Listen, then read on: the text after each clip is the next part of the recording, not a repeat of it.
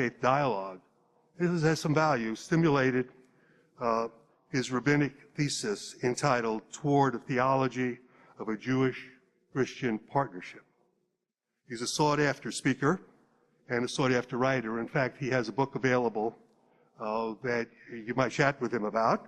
It's entitled Christian's Guide to Judaism.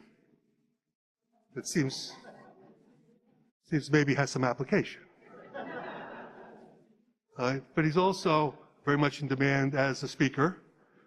And in, I think it's April of 2014 or so, gave the opening prayer to the United States House of Representatives. So we have three outstanding speakers. I was struck, personally, that I share some similarities with the speakers, among other elements. With Father Uduku, I share Christian faith.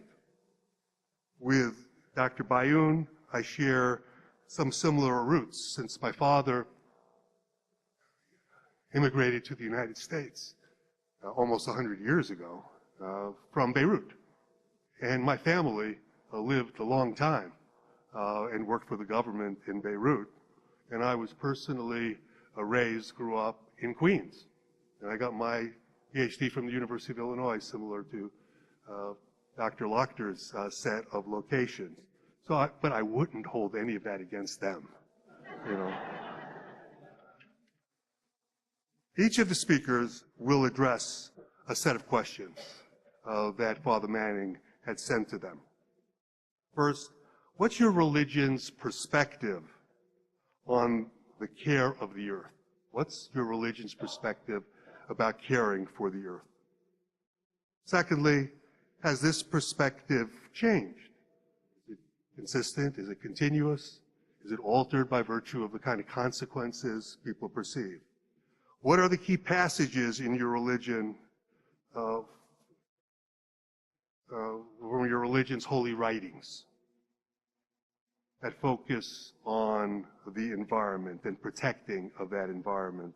And finally, are there points in the encyclical, the papal encyclical, with which you particularly agree, with which you might disagree? I mean, those would be sort of organizing concepts. And our first speaker will be Dr. Imad Bayoun.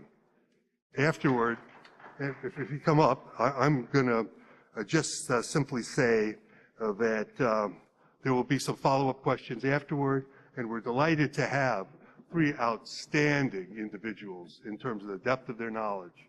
I enjoyed very much having dinner with them.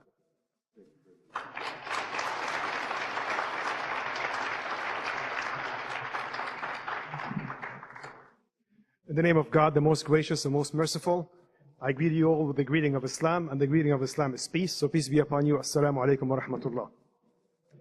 It is a greeting of peace, despite what you might hear on all the weapons of mass deception, but this is really essentially the greeting of Islam. You know, what I'll be talking about is something that is not just prepared for this audience. It is something that I actually present in the Muslim community on a regular basis. Well, first of all, I forgot really to thank you for being here. It was really nice, especially actually meeting my longtime friend, Father Mike Mannings. We go way back actually on some project that we've done together. But it's always nice to have a gathering like that, where we get to hear about the other from the other himself directly, instead of actually waiting for him to be defined by somebody else. So what I'm saying again today is something that I address the Muslim community with. And when you hear me quoting the Quran or the Prophet, for the Muslim, this is binding. So this is a sacred text. So when I say the Prophet said that, or the Quran said that, it means that the Muslims will take that as an act of worship. So these are not just mere measures that the Muslims actually does, but it's considered an act of worship that connects them with God directly. And a key principle, a key actually basic verse in that regard, is a verse where God says, addressing the angels, your Lord, as He told the angels, I'm creating a vicegerent on this earth. This is referring to the human. So God is calling the human His vicegerent on this earth. And this concept is basing in the way that we're dealing with the environment.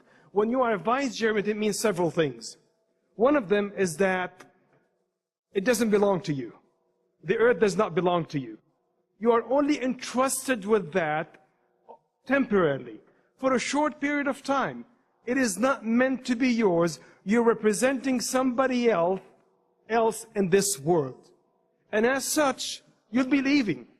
And as such, you have to be up to that trust. God entrusted you with that. You have to keep that trust before God. That's why preserving the earth is considered to be part of that duty that God has entrusted the human with.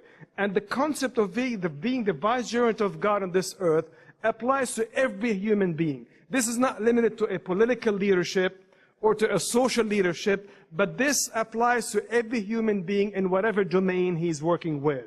So the father is the vicegerent of God in his family. The gardener is the vicegerent of God in his field. And then so on, it applies to everything. And it also means that you have to pass on the trust at least as good as you have received it. Not worse, definitely. If you can improve on it, that would be acceptable. That would be great. But at least as good as you have received it.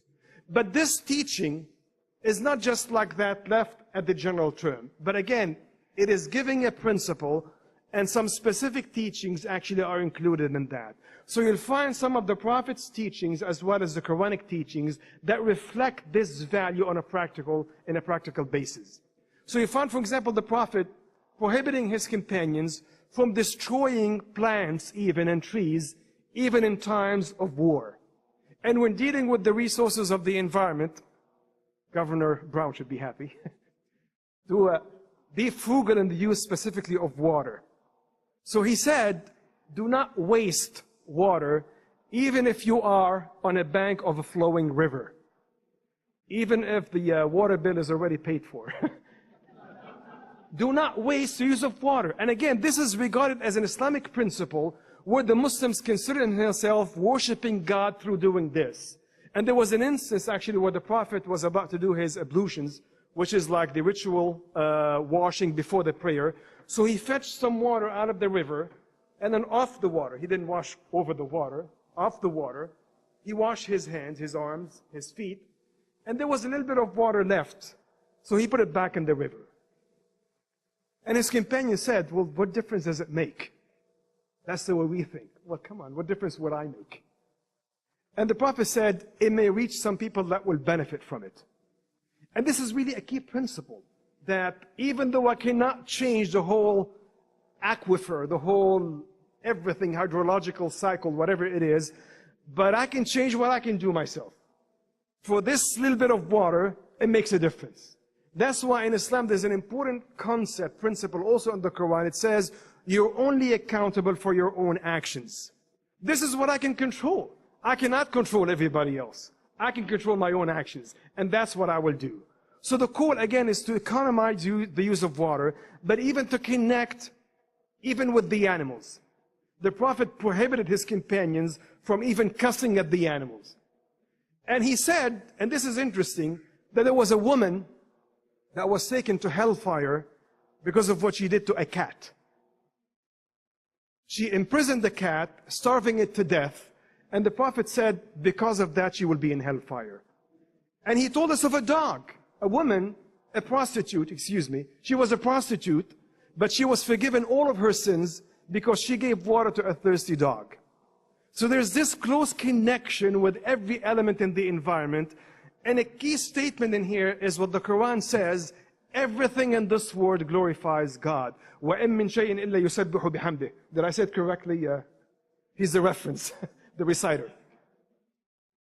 So the Quran says, everything in this world glorifies and praises God in a way that you do not understand. So everything. So the trees glorify God. The plane glorifies God. The insects glorify God. And in their own way. So when the person destroys something without the need for it, he's removing an element that actually glorifies God. That's why the call is to protect that and to preserve it. But there's an interesting thing, an important part in the whole equation in here, that goes beyond these basic teachings, something that we all suffer from, I would say particularly in this country, and maybe other countries as well, is the concept of excessive consumerism. And that's really what leads us into having the largest environmental footprint, causing so much damage, because we're never satisfied with what we have. There's an interesting statement in Arabic. It says, contentment